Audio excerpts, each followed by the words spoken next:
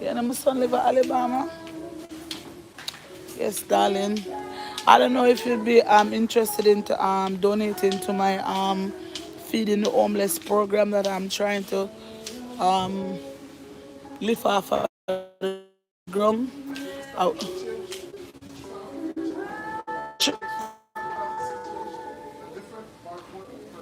okay.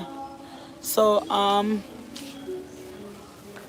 Raquel, if you would really appreciate, I would really appreciate it if I could get like a help from you for feed the homeless. So if you want, you can contact me upon 501-8276. I would greatly appreciate it. Yeah. 501 is the area code, 601-8276. Truly appreciate it. Trust me.